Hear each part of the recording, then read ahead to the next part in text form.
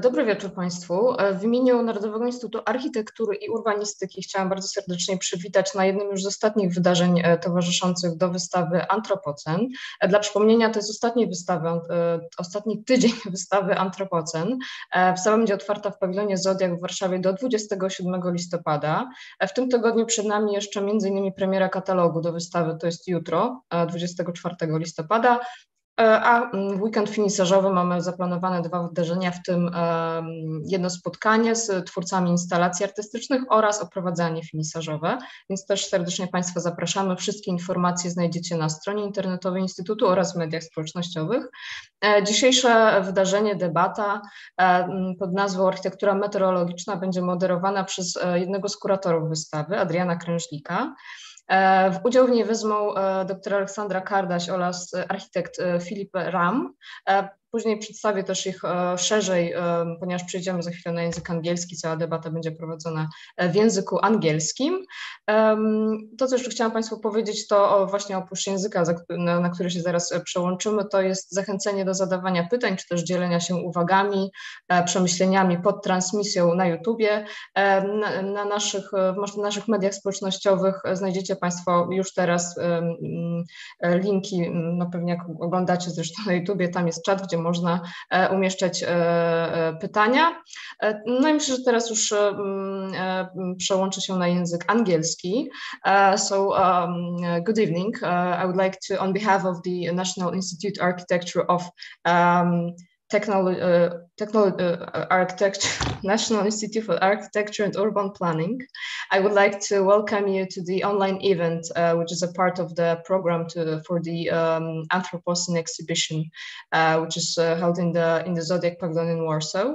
The exhibition will be open until November 27th, tomorrow, it is November 24th, there will be a stationary premiere of the catalog to the exhibition. So if you are in Warsaw, we invite you to participate in this event. Today's panel, entitled Meteorological Architecture, will be moderated by one of the exhibition curators, Adrian Krężlik, with the participation of Aleksandra Kardaś and Philippe Rahm'a. And now a short introduction of our speakers. Aleksandra Kardaś is a doctor of physics, atmospheric physicist and promoter of science, vice president of the Foundation for Climate Education and member of the advisory panel on the climate crisis to the president of the Polish Academy of Sciences. Also editor-in-chief of the Nauka o klimacie website, author of the popular science volume titled Książka o wodzie, and co-author of the textbook Nauka o klimacie, Learning about the Climate, and Klimatyczna ABC, Climate ABC.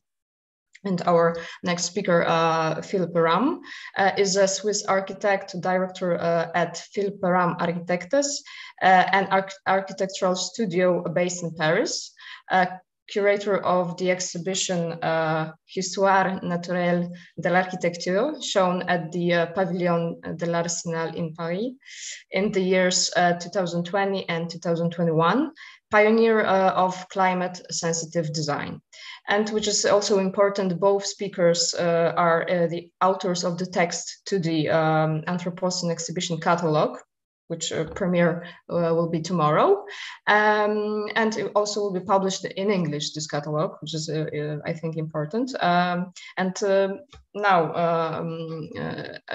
the whole event, as I said in Polish, and also I will tell it in English, whole event will be conducted in English, and we encourage you to share your questions or thoughts under the broadcast on YouTube, both in Polish and English, and we will translate and share those questions with the moderator. And now is the moment where I give the lead to the Adrian Krężlik, who I will moderate this panel.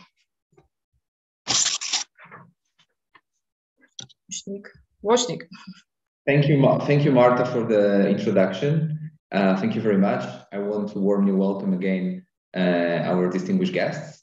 I really want to welcome Aleksandra and Philippe. And I'll go straight away to our moderation. I'm really happy that you agreed to participate in this event. And I think that today we're going to discuss. Our discussion for all the audience to understand. We're going to have discussion divided in 3 parts. The first part is going to be a short introduction of by Aleksandra and by Philippe. So this is going to be like a kickoff for the panel that's going to happen afterward. And at the very end, the third part is going to be discussion from the audience. So I warmly encourage everyone to take this opportunity and to ask questions. I believe this is a very unique opportunity that we have a climate scientist and architect who is actually working with climate. So these 2 words are meeting here through climate, and this is a very unique opportunity to talk about this today very important. I would ask Aleksandra to start her presentation, and after her, I would ask Philippe to present his slide.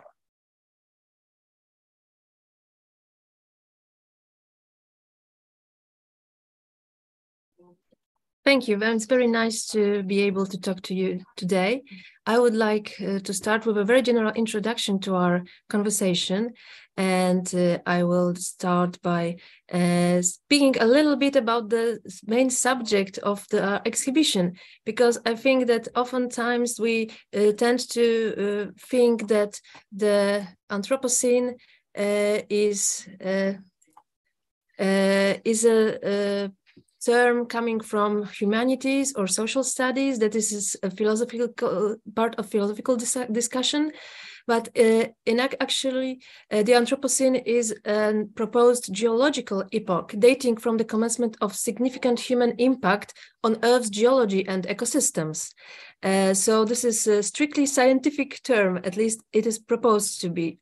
And the Anthropocene is identified by an onset of radioactive fallout related to nuclear tests in the middle of 20th century. But recently it's mainly identified with the global climate change brought on by the increase in the greenhouse gases concentration, which in turn is caused mainly by fossil fuel burning by humans. And so I'm going to mainly talk about climate change, especially since I'm a climate change expert. The human influence has warmed the climate at the rate that is unprecedented in at least the last 2000 years. And the global temperature has already risen by more than 1 degree versus pre-industrial times. So you can see this information also on these nice plots coming to you from the recent IPCC report on climate change. And on the left-hand side, you can see how the recent increase in temperature is very significant in comparison to the almost constant temperature from the last 1,000 years. And you can see how significant this rise is.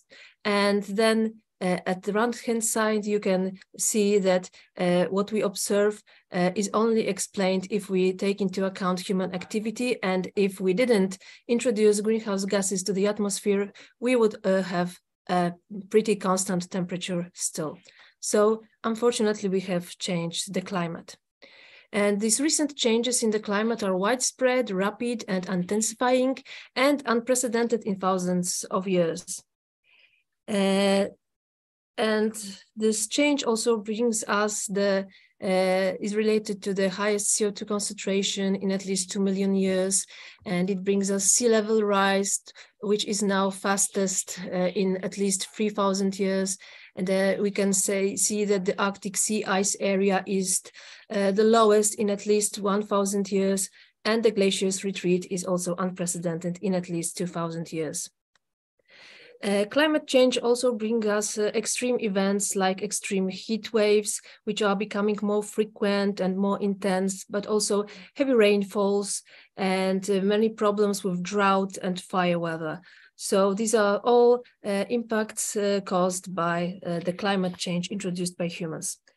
And all these things you can read about in the reports prepared by the Intergovernmental Panel on Climate Change, which is the advisory body of the United Nations Organization. And IPCC, Intergovernmental Panel on Climate Change, is composed of scientists and other specialists who analyze all scientific literature published on the subject of climate change in recent years. And they study the physical science basis of climate change, but also climate change impacts and vulnerabilities of different communities and ecosystems to climate change impact, and also possibilities to adaptation. This is what the work group 2 works on. And so we have separate reports concerning these separate issues, but also there's the third working group, which works on the problems of mitigation of climate change, so on the methods to make the climate change more pronounced. And these reports is where you look when you want to learn about the global scientific consensus on climate issues. And the most recent report gives much attention to the issues related to the human settlements and urban areas. So that's why I decided to talk about IPCC, because they really see that human settlements are key in both adaptation and mitigation of climate change. Cities and other urban areas are responsible for more than 2/3 of global greenhouse gas emissions through the production and consumption of goods and services. So it is recognized that 2/3 of greenhouse gas emissions can be connected to cities and urban areas. So this includes both goods and services that are produced in cities and the ones that are imported from elsewhere, so like energy or food, which are not necessarily produced in the cities, but they are used in cities very heavily. And all types of cities, established and rapidly growing, and those who are only emerging now, can contribute to mitigating climate change through sustainable production and consumption, changes in demand, electrification, and improving urban carbon capture and storage. We can think about designing human-centered streets and infrastructures layout, walkable cities and low-emission public transport, collocating homes and jobs, etc. And all these solutions will help us to lower our carbon footprint. But we can also look at the buildings themselves, because 21% of global greenhouse gas emissions are actually related to the so-called buildings sector. And that includes materials used in construction, but also the direct emissions, for example, the ones that come from our cookers or stoves where we are cooking or heating with gas, for example. And it also incorporates indirect emissions, so emissions that come from, for example, energy, electricity or heat production elsewhere. So as you can see, 21%, so 1/5 of global greenhouse gas emissions linked to human activity can be linked to what we do in our buildings. So again, this seems to be an important aspect. To lower these emissions, we can start by planning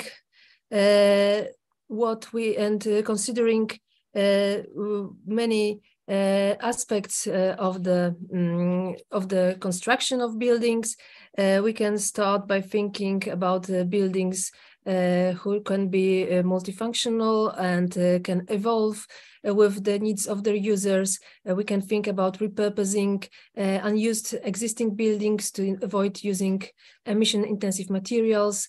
and stuff like that. We can also, of course, think about urban planning that allows for bioclimatic design, which I believe will be one of the main topics of our today's conversation. And of course, we can use low emission construction materials, and we have many other options of including climate-friendly solutions like energy supplies from low-emission or non-emission sources in our buildings.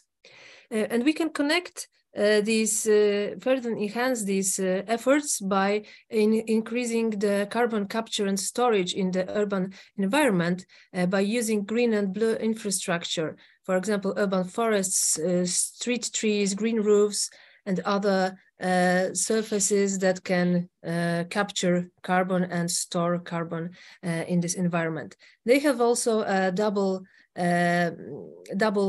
function, because not only they help to increase the carbon capture and storage in the city, but they also help to adapt ourselves to the impacts of climate change, like heat waves or problems with intensive rains, because they help to lower the temperature and store the excess water from the heavy precipitation. So they've got multiple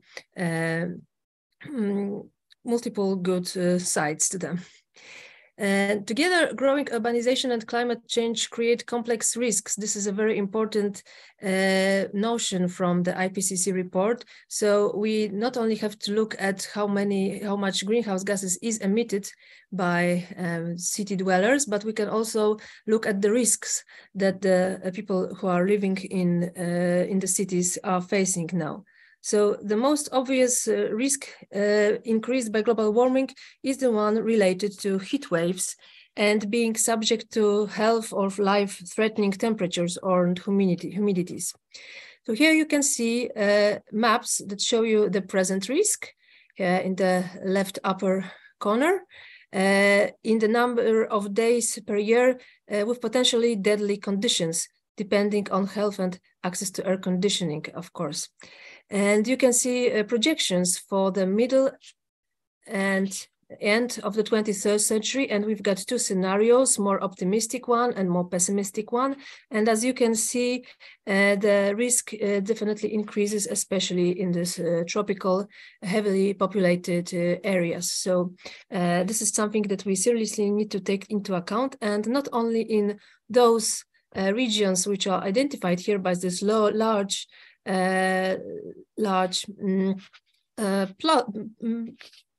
spots, but we have to remember that in the cities the temperatures are very often higher than in their surroundings. So urban centers and cities are warmer than surrounding rural areas due to what is known as the urban heat island effect. Especially in the night, this is a very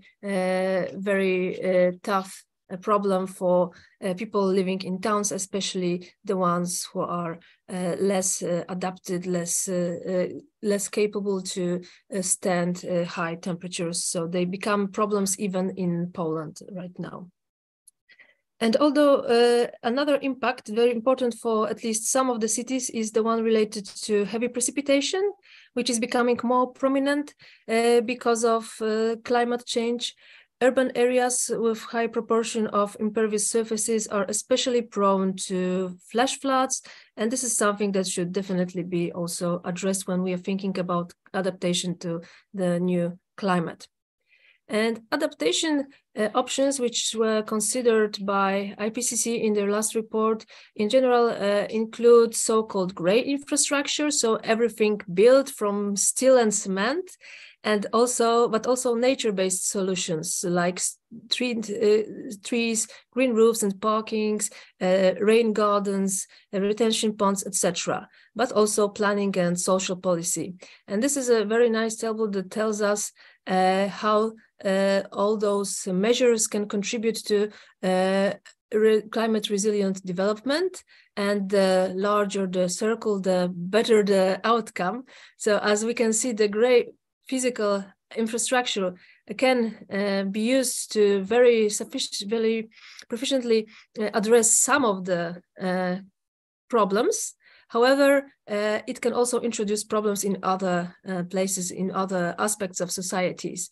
And nature-based solutions are not always as efficient as the gray physical infrastructure. However, they usually help to address more problems and help out in more than one aspect.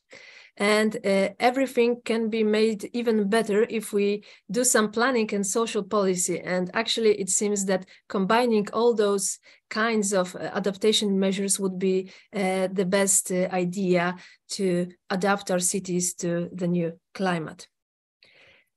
And I would like to finish with a statement from the IPCC chairman, Mr. Hoseng Lee, because in the face of the hazards brought on by climate change, we must all do our best to prepare ourselves and make those changes as small as possible, because every bit of warming matters, every year matters, and every choice matters. Everything now makes a difference and may be the cause for our being better prepared or worse prepared, or to make our climate change a little bit worse or a little bit better, I mean, a little bit less. And thank you for listening to my presentation. Thank you very much, Aleksandra. I think it was a very good start for this discussion. Indeed, Anthropocene is the very much topic of the exhibition, and I think today we're going to talk much deeper on the planetary limit that you were definitely here pointing out, climate change, one of the planetary limits that this exceeded. And I would like to pass voice and the stage to Philippe to his presentation.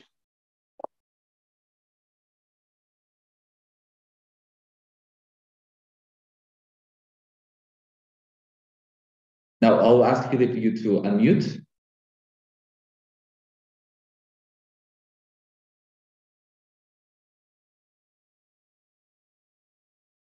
Okay, thank you very much for inviting me. I'm happy to be part of this conversation. So I will do a small introduction about the idea of meteorological architecture. So it's a very practical way of integrating the question of climate change and the question of architecture as a design tool. So first of all, I would like to remind us that the cause of architecture is climatic. Why we need architecture, why we need building, it's because we are animals at 37 degrees Celsius, and we need to create a kind of microclimate around the body to keep this 37 degrees Celsius all the way in the snow in winter in Poland, for example. So this is something that we have to keep in mind, that buildings are made for climatic reason. And then if we want to understand the condition today, it's what Aleksandra just described. This is a global warming phenomena. So the temperature is increasing and the CO2 emission a large part is coming from the building. And a part is coming from the building operation, and a part is carbon footprint. And so we understand that the base is climatic, the condition is climatic. So why we cannot use also climatic tools for designing architecture? Why we have to use only geometry or analogy or metaphor to talk about architecture? Why we cannot use convection, conduction, effusivity, thermal emissivity as design tools for designing architecture? So I would like to present just one project at two scales, one project at the architectural scale and one project at the urban scale. The first one is a project that work on convection, thermal convection as the design tools for doing the project. So this is a small project we made for an apartment, and the idea is to understand that depending on our physical activity, you need more heat or less heat. If you are naked and full of water, so 22 degrees Celsius will be good. If you have 18 degrees Celsius, it will be too cold. But then if you are in the living room, motionless, 20 is okay. And in the bedroom, you are under the blanket, so 16 can be okay. And if you reduce to the minimum, of course, you can economize a lot of energy and a lot of CO2 emission. So it means that if you are following that, you can no more have an open space. You need some different room with different temperature, and you have to close the door after you open the bathroom, and you close the door in order that the temperature cannot mix between all the different programs.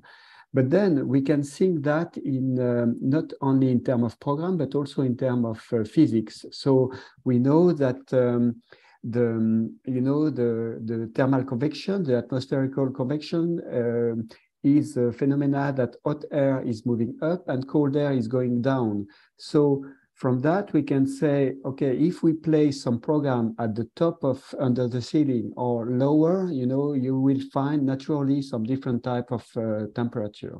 So we can map in the section, the organization of the air, the different temperature. We can see that where it's red, it's higher temperature, where it's blue, it's colder. And so we can place the function according to this different temperature. So this is what we made in this small apartment. We have this natural convection movement, and we say, okay, we will place the bathroom under the ceiling and the bedroom down.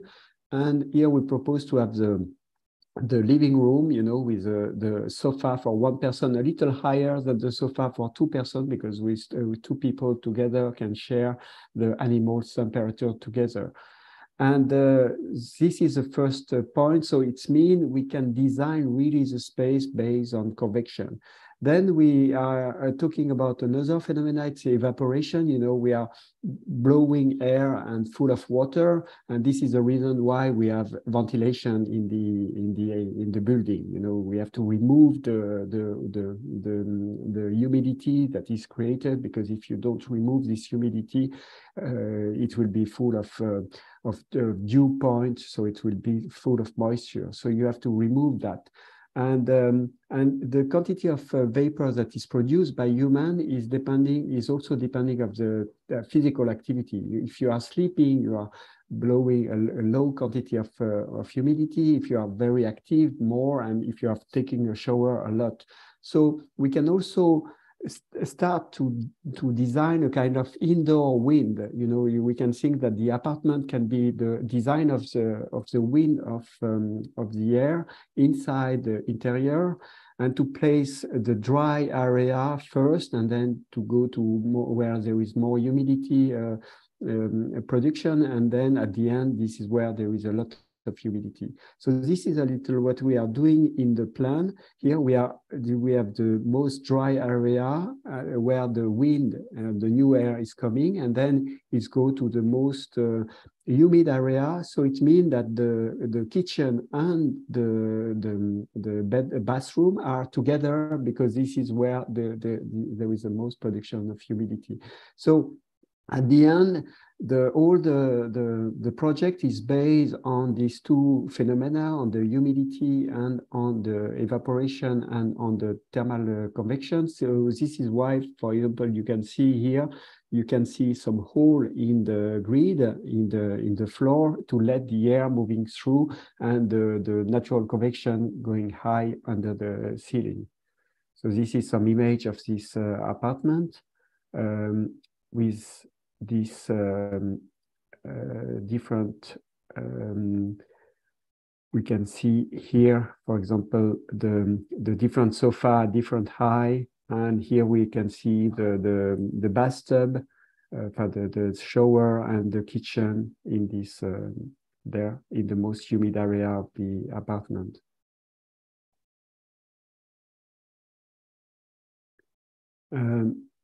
Now I would like to, I just finished this slide.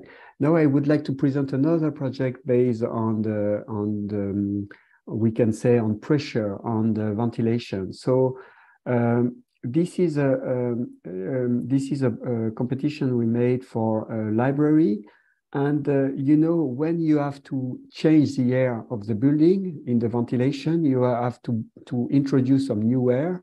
And if it is a winter, this air will be very cold. And inside the building, you want 20 degrees Celsius, for example. And if you blow this new air randomly in the building, you know, you will change all the air, but maybe you don't need to change the air of the book because the book is not creating moisture. You don't have pollution from the book, so you don't have to renew the air more so often than the space where there is a people. So it means why we are not designing the building like a river of air. So it means where it will be more narrow, so the wind will go more quickly, so you can have more ventilation, and then you can open like a lake and create some movement like that. And so it means that naturally you will change the cubic meter of the volume of air renewable according to the form of the building. So it's really like, you know, the form follow the climate. So we have first we are thinking about the climate, and then we are finding the type of form for the building. So this is a section.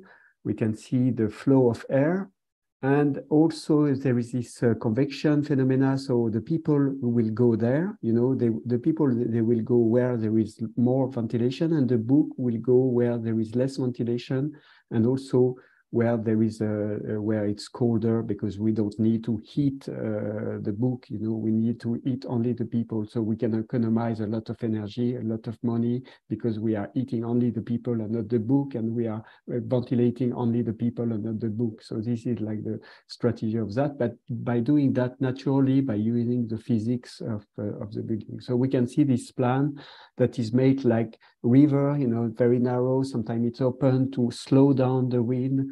And then this is a little like that, and also the form of the building is more round with round corner to have less turbulences of the air. So this is some image of that project that was made like that.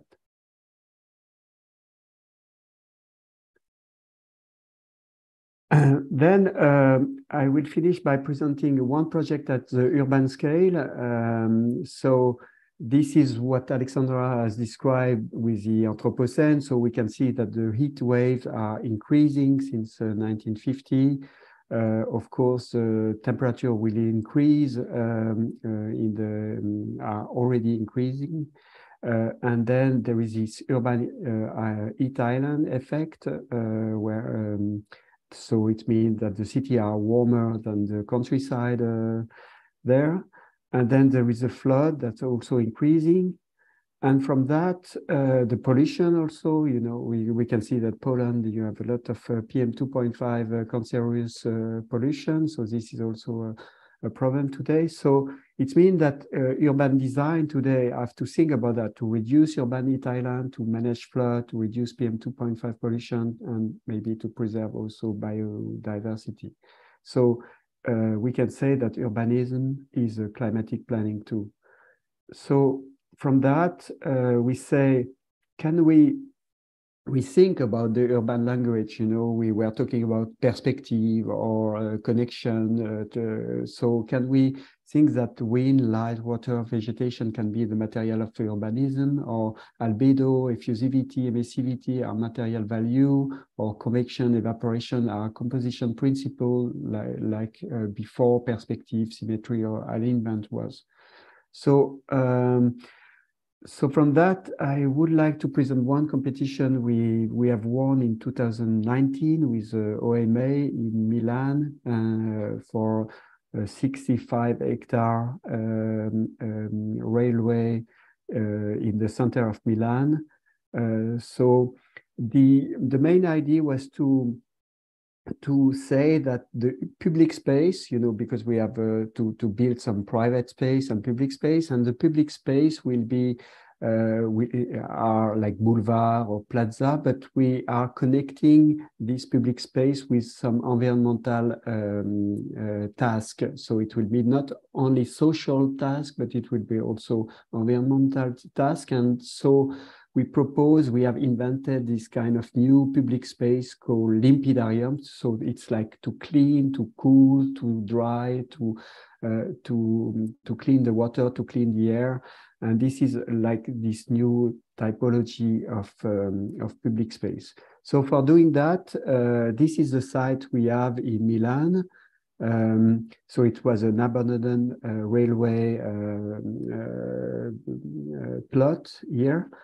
And so first we understand that, you know, more you go with the wind like that, more it becomes hot because of the urban heat island. It's quite incredible, but you have a big change of temperature between the south and the north of Milan, according to the direction of the wind. And then you have also an increase of the pollution, of the PM2.5 pollution, you know, following the wind. And so what we are proposing with the limpidarium is to create a kind of device, a climatic device at the urban scale that can cool and clean the air. So for doing that, we are using all the possibilities of the physics. So, for example, we use high albedo, so white surface to reflect the heat and not to overheat the ground with black surface. We are using shadow of the trees. We are using the evaporation of the trees and of the ground. And we are also using evaporation of fountain, you know, like it was like it's used in Spain or in Italy or in Morocco, you know, where the evaporation of the fountain can cool the temperature of the air, because the change of the physical change of liquid to gas requests energy, and it's decrease the temperature of the air. So by doing that, we want to create a cold pole, like a thermodynamic, because the city will be more hot and this limpidarium will be more cold. So from that, we would like to create an urban wind that can go into the new building and cool the building like that. And then we are doing the same for pollution. We are using some strategy for depolluting. For example, if there is a high episode with high pollution, we propose to have a kind of artificial rain because the PM2.5 can fall down with the rain, and then also to have some trees that can catch a little the pollutant with resinous trees or hairy leaf trees. So this is like the strategy for the limpidarium, and from that to create a urban wind. And this is a model of the wind we are doing. So this is like the new district is made of building where it doesn't interrupt the new wind that will go there. So all the PM2.5 cannot be blocked by building, you know, the air we will cool also by convection, you know. So this is a strategy of doing that. So we are reinterpreting some old type of building in Milan. And then we are also talking about the aesthetic of the building linked to the albedo. So to cool the new district by not increasing the thermal radiation coming from the sun, and then all these different phenomena create this new district, where we can see here one image of the limpidarium here. The wind is coming here, and then the new building are there with this albedo effect on the building, and then the wind that go through that the new district. So thank you for hearing me. Thank you very much. Thank you very much, Philippe. Thank you very much for presentation. I believe that the presentation gives us more kind of overview how to apply climate science or climate knowledge into actual practices. Yeah, I think that now we can start our discussion. I encourage everyone to ask questions. I'm going to start with some questions now. Since we're going to discuss one of the planetary limits that is outside of the safe space, when the one that brought climate strike, climate emergencies, climate policies, climate justice, etc. And it is most likely that has been studied the most. And also from point of view of this, there were many promises so far made. So there are promises of 1.5 degrees. There are promises of all the COPs. That now the one finished in Egypt. There are promises of Paris Agreement, of Kyoto Protocol, etc. So far, I understand that we failed. We failed with these promises. Please, Aleksandra, correct me if I'm wrong. I think that there is a lack of understanding of climate change, and architects, not all, but most of architects and urban designers are building cities and architecture as a spacesuit. So those are spacesuits that they're landing, or spacecraft that are landing somewhere in the airspace, and they are connected to life-supporting HVAC system. And I think this is key that has been happening for the last 50 years, let's say.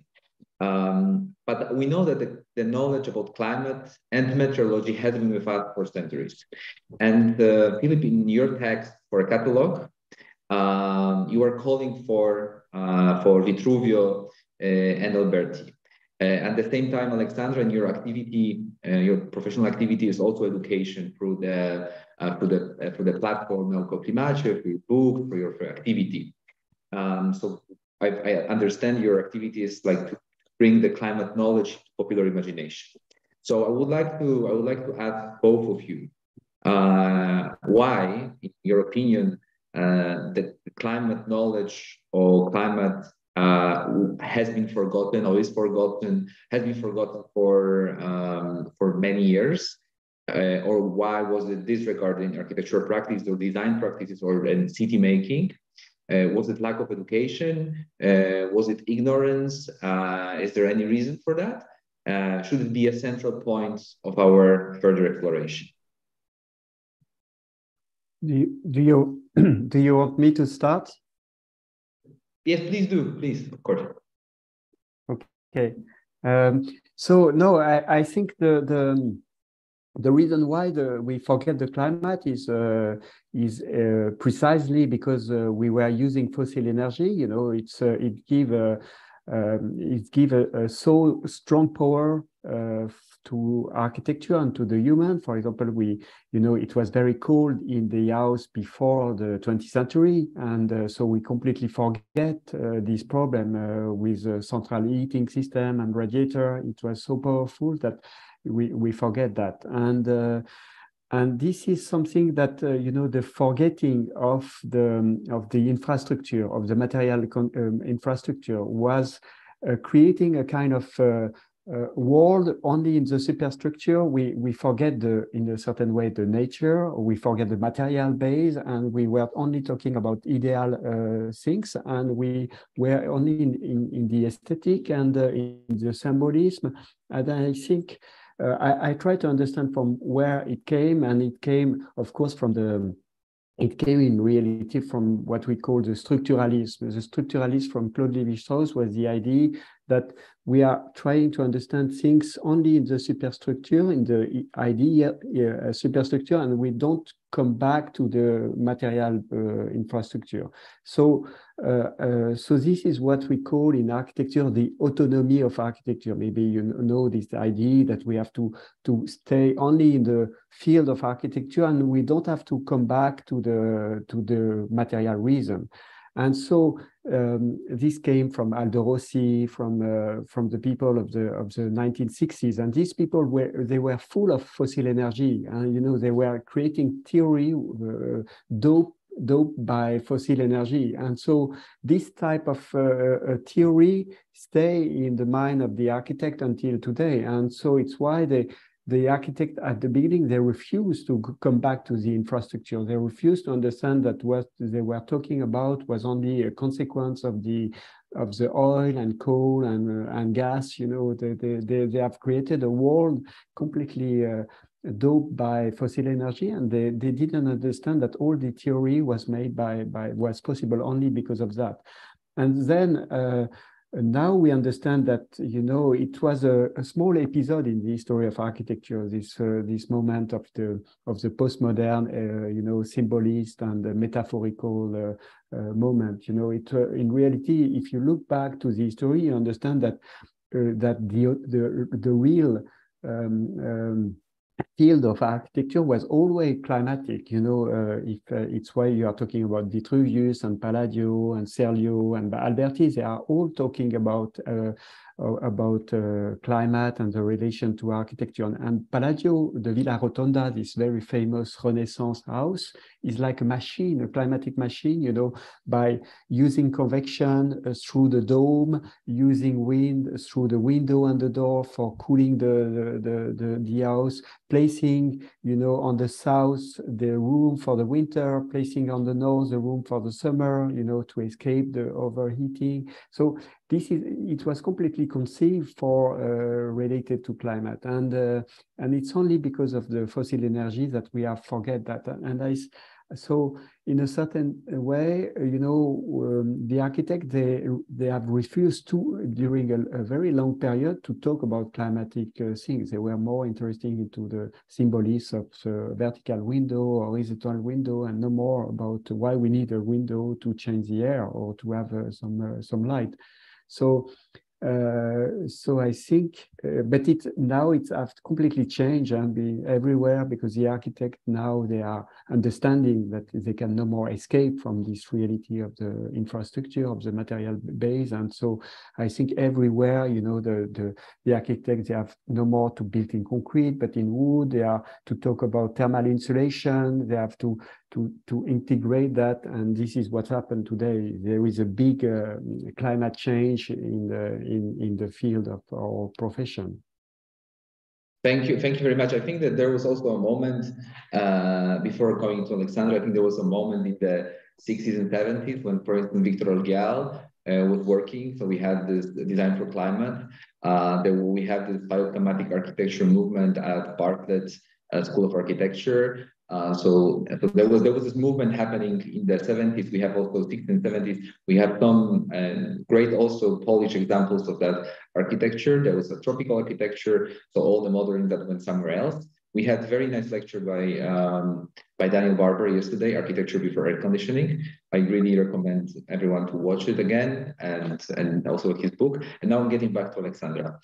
So how do you see why did we forget about climate, or was the climate knowledge not well enough communicated, or it was not interesting enough, or maybe the emergency moment made us to think about climate with the big C and with the word emergency as an adjective?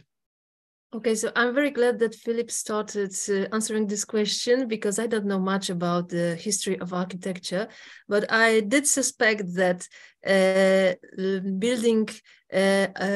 constructing buildings with thinking about how it cooperates with surroundings and saves energy and ventilates itself was a sort of traditional approach, but then it was maybe forgotten when we had access to so much cheap energy that we could waste and just force everything we wanted, force the air to flow through the buildings the way we wanted, introduce heating, introduce air conditioning. So it allowed us to build beautiful projects without thinking much about the physics or environment that surrounds our buildings, because everything could be made artificial. So I'm happy that we are now returning to this more scientifical and environmental based solutions. And I think that you know, we can now turn to the subject of climate change, because as we said in the beginning, architecture and buildings are largely responsible for numerous greenhouse gas emissions, direct and indirect. And so the way we construct our cities and the way we design our buildings is really important if we are talking about mitigating climate change. And it's not only architects that didn't put much attention to the problem of climate change until recently. The problem of climate change, I think, emerged as a global important issue in the 80s, where we had this really important statements in the United States Senate, or we had the IPCC was created, and the United Nations Convention for Climate Change was also developed. So, but you know, I think it didn't speak to the imagination. People were thinking that we have solved so many problems, we will solve this problem as well, and they forgot that if we want to solve a problem, we actually have to address it. Problems don't solve by themselves. We cannot wait for somebody else to figure it out for us. But still, you know, decade after decade, people were thinking that, okay, so we will continue putting greenhouse gases in the atmosphere for a little more. It will help us to develop. It will help us to have progress in technology, progress in science, and then some solution will appear. But, you know, surprise, surprise, 30 years has passed, or even 40 years, and the magical solution didn't come. So we have many like little solutions, and we have to now use them all. So maybe this will help us to mitigate climate change, to make it less pronounced. And I don't think that architecture and urban planners are any exception. The same process was, the same thinking was also in agriculture, in industry, and in transport. So I think it was a general problem that we didn't consider climate change an important issue until it became almost too late. Okay, thank you very much. Thank you very much. Well, so we're not the only reason for. I mean, we should. I mean, as you were saying that every degree is important, every emission is important. So that's why I think that we try to be as much concerned as possible in that topic. So that's why, yeah, that's why it should not be, but it's a relief that everyone else is doing or have been doing or is doing bad. So once the moment of awareness arrives, we kind of know, and we're trying to act. I wanted to get back to Philippe's presentation and your presentation, and also of the last questions. So I wanted to ask you, Philippe, how is your relation to vernacular knowledge, or traditional ecological knowledge and regular practices?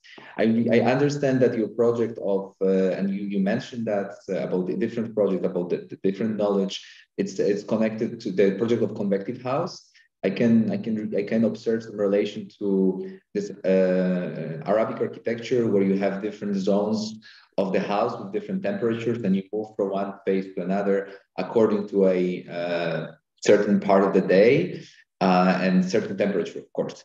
And the modern architecture, let's say post that started in the 20s and 30s, the one that already have some conditioning, wanted or refused to carry on with the tradition.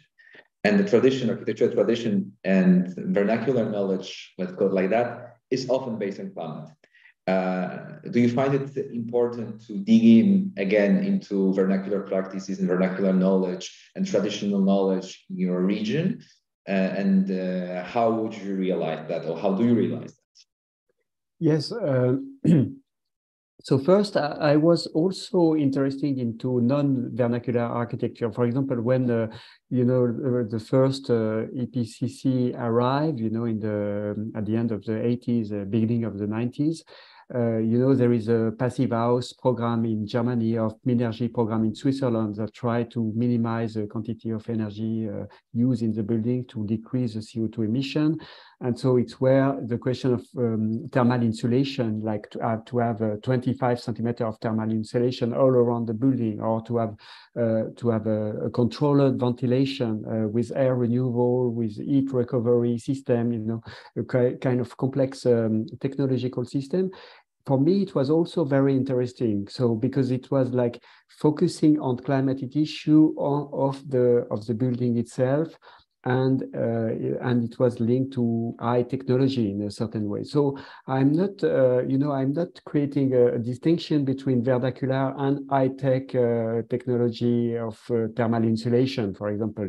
I think we don't have to create a gap in between these two fields, because this is the same target. And then of course vernacular architecture is for me very interesting, and but this is quite strange, because when we are talking about vernacular architecture, it was more about South vernacular architecture, because when I was young, the South was the beginning of air conditioning. And the beginning of central heating was in the 19th century. It's why New York or Chicago or this type of city are very developed in the 19th century, because we have already invented the heating system, with boiling water and radiator. But then after in the 20th century, we have invented air conditioning. So it's why city of like Doha in the Qatar start to grow, because of the air conditioning. So this is two different moments. And I think it's also interesting to look back to the European vernacular. And for example, we can see a lot of very interesting strategy of how to warm the house when we have no radiator. For example, to think that the carpet, the tapestry, the curtain was all devised for keeping the heat during the winter. And we forget a little that a carpet was a kind of thermal insulation, or a curtain was also a thermal insulation. So, or some other strategy of high of the ceiling. So to have low ceiling in Germany, or or in Poland, and a high ceiling in Italy, because you are looking to by convection to remove the hot air, or to keep the hot air on the people. So the size of the room can be linked to that. So yes, I think today, of course, it's completely there is this necessity to look back how we design architecture before the fossil energy, and I think it's a big field of research, and very fascinating moment for us. Okay, thank you very much, Philippe. When you were talking about this clothing of the house, I think that's worth to mention that the designers of the exhibition. So there was a group Centrala that won the exhibition design. They work on a project that's called Cloth House, and then they are actually looking for different types of textiles in the house that they are working as this important element in the house to protect from the heat, or protect from the coldness. And this was a part of London Biennale, and this exhibition is traveling. I really recommend everyone who is in the audience to look at that, because there is like so much knowledge in this very simple element of textile in the house. And you are right. This is quite funny to think that the thermal insulation, this ugly thermal insulation, in reality is a type of new tapestry, like a middle-aged tapestry that was very nice, with drawing on the tapestry or carpet. So this is what I call, thinking about this, to give a name to that, to say we can invent the Anthropocene style, you know, a new decorative art that will bring again textile inside the interior, you know, to insulate, thermally insulate the space. Okay, thank you very much. Thank you very much. I'm going back to Aleksandra now. So the vernacular, I would like to just look at the vernacular architecture back, because it's sometimes considered as a leafy newspaper to detect microclimates. It means that the bottom of the valley have a different direct soil radiation level, wind condition, humidity, comparing, for instance, to the ridge of the mountain. And local building codes, also in Poland, they are written for so-called climatic zones. So in Poland, we have 2 for summer and 5 for winter. They don't have anything to do with the Köppen climate model, but they have to do with heating needs. But the topic of microclimate is very, very important, very tricky. So how can architects and urban planners can better understand microclimates? Do we need help of an expert, as a climatologist? Maybe there's a possibility to draw a map of microclimate. Maybe there is a tool with some initial guidelines. How do you see the detection of microclimate by architects and getting to know how to design for this specific microclimate, like the bottom of the valley where there is a river or the very sunny slope? How would you approach this topic as a climatologist? How to define microclimate? Okay, so the IPCC report tells us that tools like building energy codes, for example, for installations, may be very effective tools to enforce some changes and solutions in architecture and building design, especially if they are combined with reducing the demand for cooling, heating, ventilation, and artificial lighting through the bioclimatic design. So considering the current climate conditions and the future climate change. And I expect that adhering to those very local conditions may bring even better results than just sticking to the countrywide energy codes or different rules and regulations. But I expect that this would be very difficult to accomplish, because maybe if in an ideal world, I would propose that we had flexible codes for building buildings, and that wouldn't just tell you the general rules, like for summer, for winter, I don't remember, but they would force you to incorporate like measurements and the information about the surroundings of the specific house of the building to be built. But I expect that this would be really, really difficult to agree how this sort of tool should work, how this sort of regulation, flexible regulation should work. So I think that maybe rather we should hope that just thinking about conservation of energy and making the buildings more energy efficient will be an incentive by itself for the architects to think about microclimate.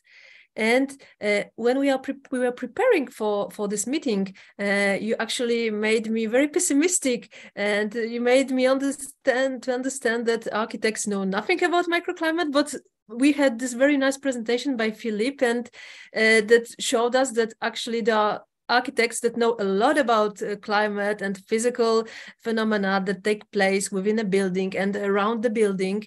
And so I understand that there are people in the architectural circles that know pretty much about climate and microclimate, and they don't necessarily need special assistance from experts from other fields. However, of course, cooperation is always helpful, especially if you would like to try some new solutions, nature-based solutions, because then talking to people who are dealing with, for example, eco-hydrology would be really, really helpful, because there are many nice new ideas about using nature-based or nature-inspired solutions. And there you not only need knowledge of physics, but also biology and hydrology. So maybe here some expert consultations would be helpful.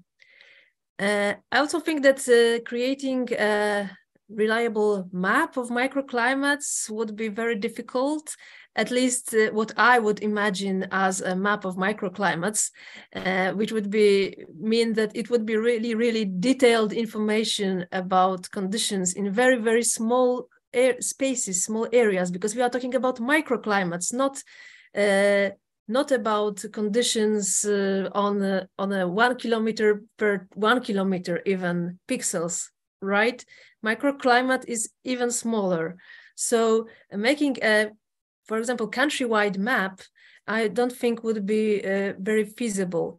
But so I think that it would make more sense to run detailed local microclimate analysis when they are needed, when you are thinking about introducing something new to the surroundings, because then you can, look at your location and its current state, for example, because if you created a map of microclimates, it might be become not up to date very quickly. So I think that rather you should look at the microclimatic conditions when you are thinking about a specific location for your specific building or construction or whatever, and then doing such an analysis would be really helpful.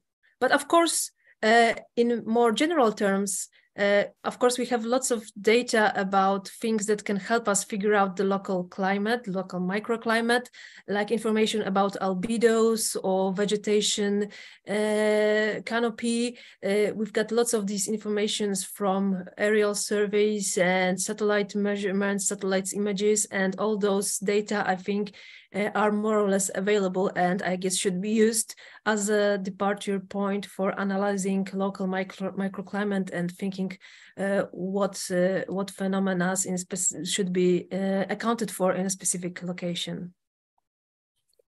Okay, thank you. I mean, so one very common. We have an exceptional architect with us who actually the architect works with climate, and I believe that the motto, the goal of Philippe's practice is to work with climate, understand climate. From my professional practice, and I work with architects, it is not the case.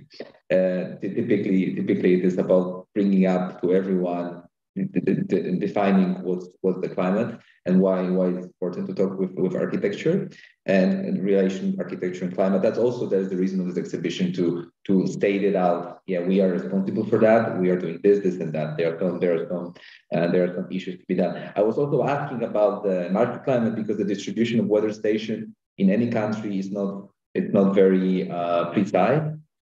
So every time when we, for instance, when in my professional practice, I work with the future model of a local climate, I have this problem that in the distance of 50 kilometers, the mean temperature in the summer can change from 5 to 15 degrees, because there is a river, there is a sea, there is the top of the mountain. So I think this is the element that is missing for us a lot, and I understand that one thing would be to better understand data, and the other one is to work with more experts. I want to get back. I think that if you were thinking about specific location, then you should maybe put out more sensors and study this specific area more, because there's no chance for us to cover, for example, the whole country with very thick measurement networks. So you will always have to do some local measurements or studies if you want to know the local microclimate. Okay, that's an important input for everyone who works with the topic. And I want to go back now to this. When we're going from climate, let's go to the city level. And I think this is important since Philippe already mentioned urban heat island, and also both of you mentioned urban heat island and problems of urban heat island. And when we discuss the topic of urban heat island, when we discuss a lot is a human thermal comfort and well also health. But I would like to talk a little bit about comfort, because this is the topic that is also related to the exhibition. What we are trying to show in the exhibition, that to ensure the comfort of the Western society or developed society, we are actually overtaking or like overshooting the planetary limit. So to make sure that we have comfortable condition outside and inside of the houses, we are burning fossil fuels, we are taking more land, etc., etc. So the comfort standards are prescribed by the American society. Well, the most of the comfort standards, not all, but many comfort standards, are influenced and prescribed by the American Society of Heating, Radiation and Air Conditioning Engineers, and they are very biased, and they favorize the white, Caucasian, healthy male adult. And then even the adaptive comfort models, and some part of them, for some part of people in the models, so for some of the occupants of the space, it won't be comfortable, and it won't be comfortable mostly for the vulnerable part of the society. So this problem often appears in research. So what is your opinion on that topic? How to design based on comfort? Should we talk more about discomfort or comfort in the urban spaces? What are the limits of comfort in urban spaces? Is the limit the comfort, or maybe the limit is health of humans? Because we know, yeah. So what will be your? I mean, probably I would like to address this question to Philippe. So what are the limits of comfort and discomfort?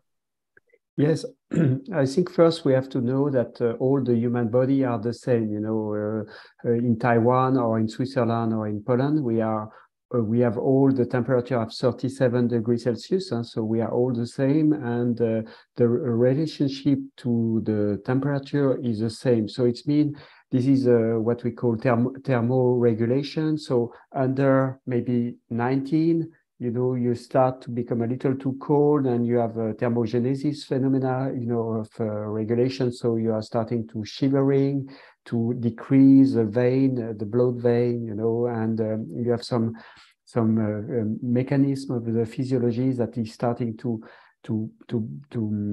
increase the heat of the body. And when it's higher than 28 degrees Celsius, you know, you start to have the thermolysis, so you start to sweat and to increase the size of the blood vein in order to have more conduction from the skin to the outdoor space. So first, I think it's we have also to understand that there is a kind of physiological understanding of the comfort. It's not.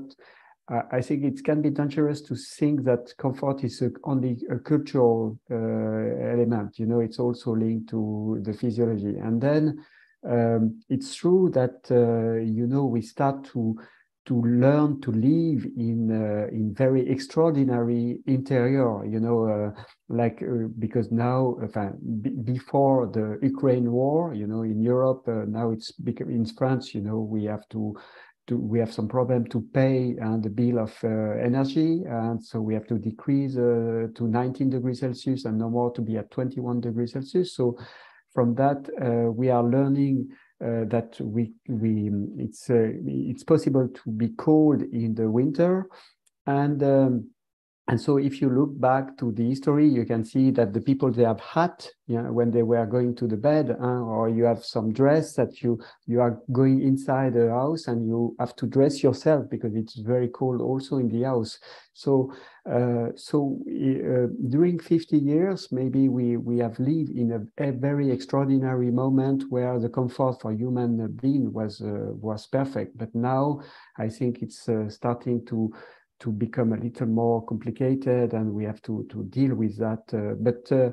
And then it's true that in my project, I work a lot with gradation. So it means not to say everything has to be stable and at the same level, but we can accept to have a more colder area, more warmer area, and to have a benefit, also a kind of aesthetic benefits of this kind of variation that is also linked to the physical activity. More you are active, more the temperature can be lower, and less you are active, more the temperature can be higher. So I appreciate this kind of design of the temperature, design of the atmosphere linked to the comfort. Thank you very much. Aleksandra, you wanted to say something? Yes, I think that it is important to remember that although we are similar in general terms and we have the more or less the same temperature that we use as our bodies have in general when we are healthy, and we can try to maintain this temperature, but it is not as easy for all of us. There are people who are more vulnerable, especially for high temperatures. And if we only concentrate, on healthy young males, then we will really start having problems with all those vulnerable older people, young children who are not dealing that well with high temperatures and high humidities. And we have to remember that safety norms have to, include them as well. And we also should include them in when we think about designing spaces and modernizing spaces and urban environment. So all those vulnerable people and vulnerable communities who may not very well, for example, afford air conditioning, etc., be able not only to stand colder conditions in winter, but also hotter conditions during the summer. And I personally am attached to the idea of universal design, which is a concept of making things and places easily accessible to everybody. And I think that this should also be applied to comfort and safety. So we should think about designing our spaces not only to be accessible for everybody, but also to be safe and comfortable for as many shapes, figures, ages, and health problems of people. For people with many health problems as well. So I think that maybe we can look at the idea of universal design here.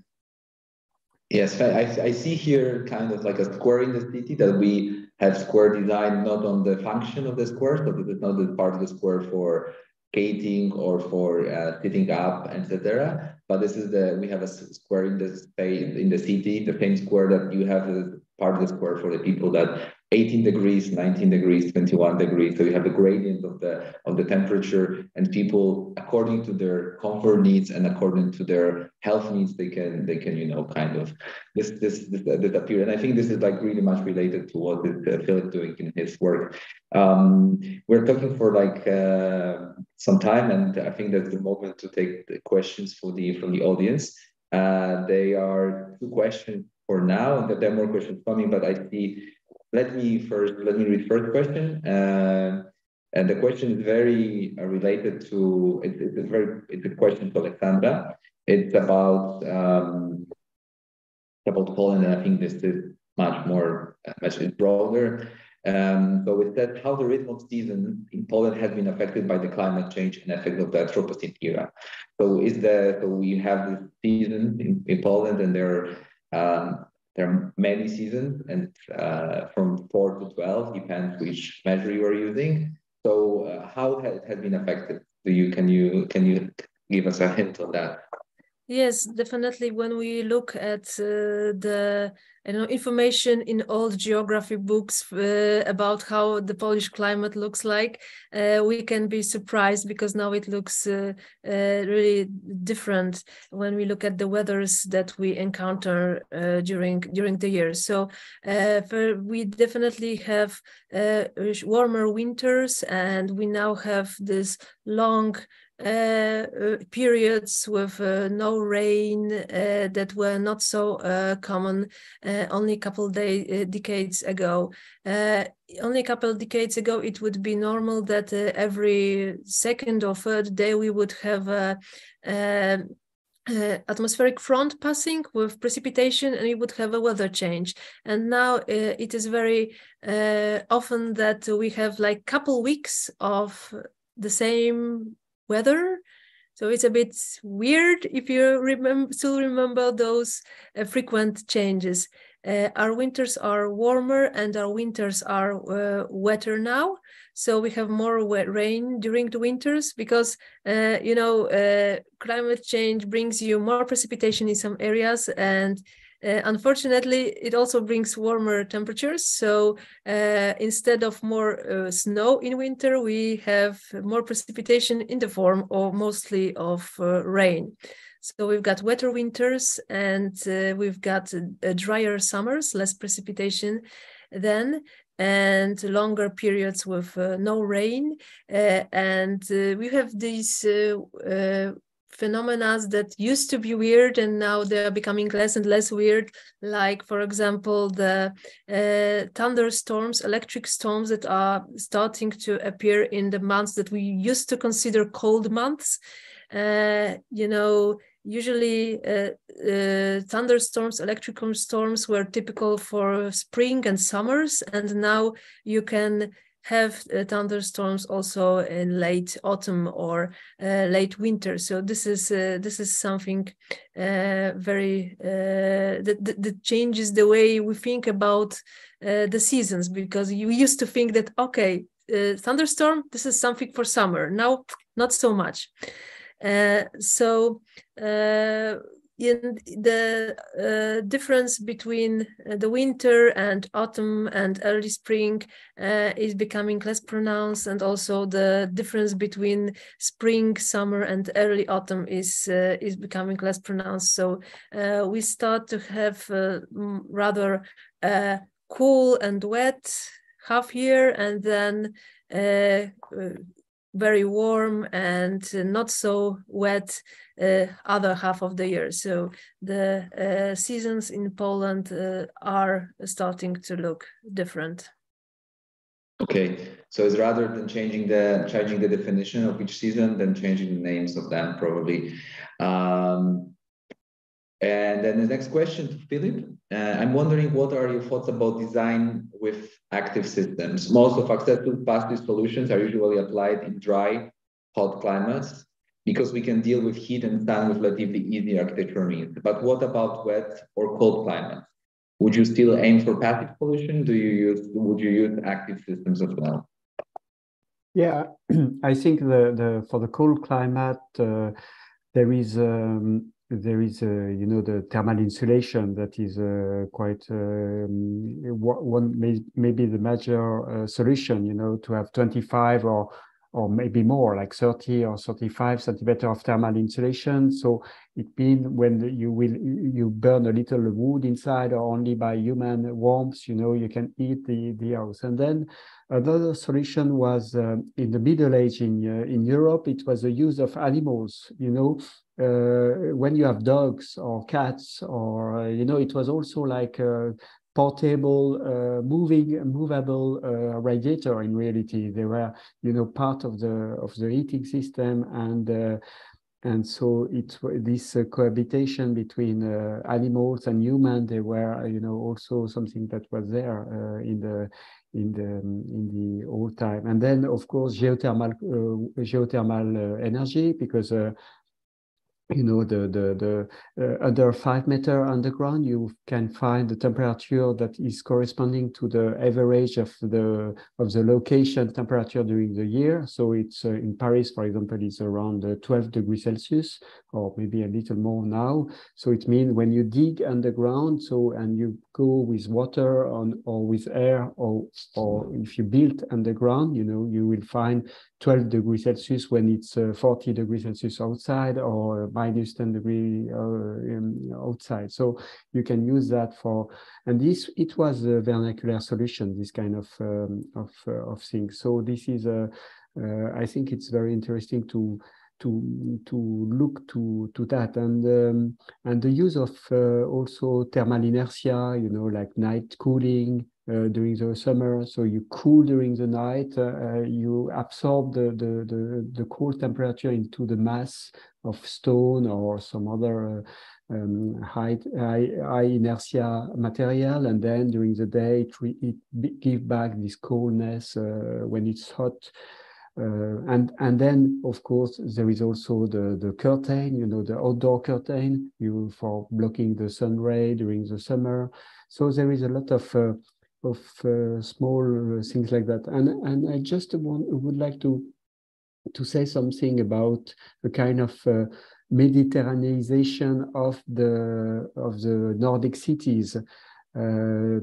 There is one student from Mendrisio, the Academy of Mendrisio. She was working on the idea to bring textile roof in the street of Brussels, you know, like a Morocco solution, you know, and to start to have this kind of roof, a temporary roof during the summer. So we have also in the future, because of the global warming, you know, we have to take some solution from the north of Africa and to bring to Poland, you know, because it will be some solution that was already studied, you know, in the past, like to have white roof, and to have some textile and to have some fountain. So this is some type of cooling solution that was used in Spain or in Morocco that we have to bring back in Nordic country.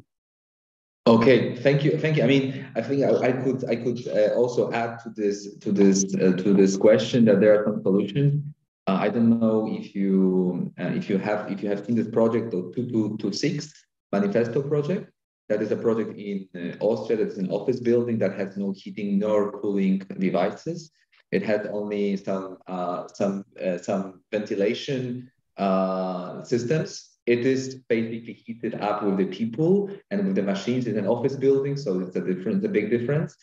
The architects they admit that in the operation of the building there was 2 days in one of the years. They need to leave the machines operating overnight because there was not enough energy stored or energy in the air throughout the day. The walls were 72 centimeters made of ceramic walls. So it was basically like a modern castle. And the position of the window and size of the window was also optimized. And it was first modeled properly digitally modeled with energy model and simulated so that it is performing in the way that doesn't require unnecessary and necessary energy. What was also very interesting in this project that the height of the building was kept in the same size, and we didn't. So there was normally you have like 1 meter for the ducts, and the ducts were not needed because it was not there. So this was used for indoor air quality reasons. So I think that there are many solutions, and I'm very happy with what you, Philippe, are saying, that we need to kind of bring solutions from other locations. I think that learning about the solution is really important, meaning that we need to understand what do they mean and not to make mistakes of copying them and verify whether it works. And I encourage the viewers to look at the works of Susan Rove, and that she wrote a book and she wrote a very important paper in 1990 called Vernacular Trap, And she talked about the trap of using the vernacular solution or the solution from one place, that they are not working anymore. Or they've never worked because they came in a different way. Okay, I think that our time is going to be over, because we've been here for 1.5 hours. I would ask you for a final wrap up, so that you can summarize and you can give so you can give some hope and some ideas for the future.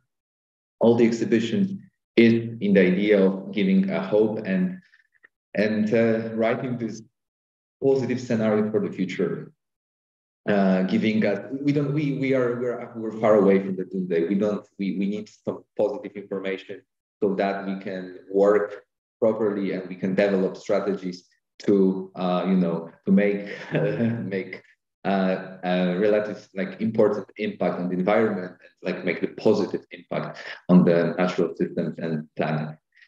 So I would ask you for a wrap up and some final thought. Maybe Aleksandra and then Philippe. Okay, so I would just remark that we have a very ambitious target of limiting all greenhouse gas emissions related to the human activity very drastically. But fortunately, from what we learned from the IPCC report on mitigation of climate change, we can really approach the emissions related to buildings to net zero in a couple of decades, and most of this emission reduction would be related to the reducing the demand for energy and indirect emissions from household, and here the energy efficiency is a place where we really can look for huge mitigation potential. So every